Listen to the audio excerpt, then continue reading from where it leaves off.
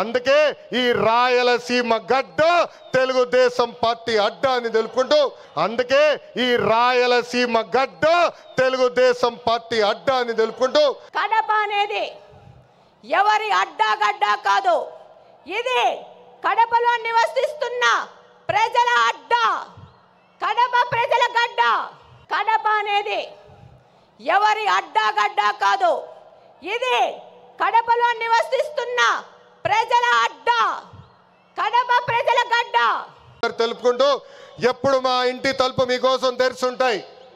నేను మొన్నే చెప్పా, గ్రామ పార్టీలో ఏమైనా సమస్య ఉంటే మండల్ పార్టీని కలవాలి, మండల్ పార్టీలో సమస్య ఉంటే నియోజకవర్గ కమిటీని కలవాలి, వాళ్ళకి సమస్య ఉంటే ఏకంగా జిల్లా కమిటీ కలవాలి, వాళ్ళకు కూడా సమస్య పరిష్కారం కాకపోతే ఎప్పుడు నవ్వుతున్నాం మన అధ్యక్షుల వారు పల్లా శ్రీనివాస్ గారిని కలవాలి, ఆయన వల్ల కూడా అయిపోతే మీ లోకేష్ మీకు అండగా నిలబడతారు, మీ సమస్య పరిష్కరించే బాధ్యత నేను తీసుకుంటానని పసుపు సైన్యానికి ఈ సభాముఖంగా నేను హామీ ఇస్తూ ఈరోజు గౌరవ ముఖ్యమంత్రి గారు చంద్రబాబు నాయుడు గారు వేదిక పైన వచ్చినప్పుడు ఒక పాట పెట్టారు.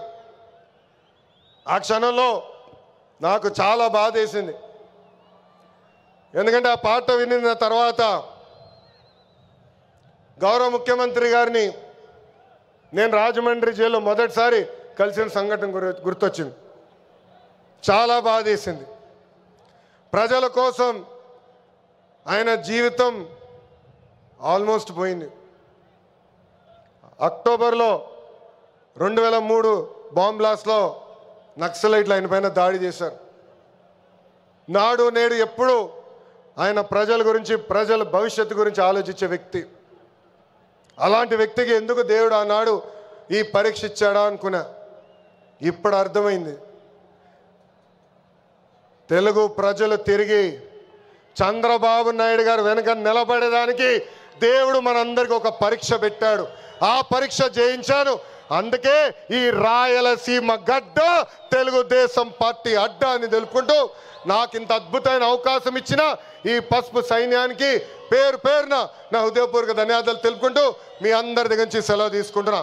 జోహార్ అన్న ఎన్టీఆర్, జోహార్ అన్న ఎన్టీఆర్. చంద్రబాబు నాయుడు గారి నాయకత్వం, చంద్రబాబు నాయుడు గారి నాయకత్వం. వందే వందే, జై హింద్. చేసి కడపకు తలమానికంగా చేయాల్సిన అవసరం ఎంతగానో ఉంది. బుగ్గొంగ చెరువును డెవలప్ చేసుకోవాల్సిన అవసరం ఉంది. అలాగనే మాకు మంచినీళ్ళ సమస్య చాలా ఉంది. Kadapa town, Kadapa head quarters 20 సంవత్సరాల నుంచి ఒకటే పార్టీ అధికారంలోకి ఉంది, కానీ పూర్తిగా నిర్లక్ష్యం చేశారు. నారా చంద్రబాబు నాయుడు గారి ఆశీస్సులతో ఆ సమస్యను కూడా మేము తీర్చుకుంటాం. అలాగనే నారా లోకేష్ గారు 20 లక్షల ఉద్యోగాలు ఇస్తా అన్నారు. అందులో భాగంగా కడప హెడ్ క్వార్టర్స్లో మెగా జాబ్ వేళ ఏర్పాటు చేసి 2500 మందికి స్థానికంగా బహుళజాతి కంపెనీల్లో ఉద్యోగాలు ఇప్పించినాం. అలాగనే నారా లోకేష్ గారికి ధన్యవాదాలు చెప్పుకోవాల్సిన అవసరం ఉంది. ఎందుకంటే మొట్టమొదటి స్టార్టప్ కడపను P4 మోడల్ కింద మొదలు పెట్టారు. 6 నెలల్లో పూర్తి చేస్తున్నారు.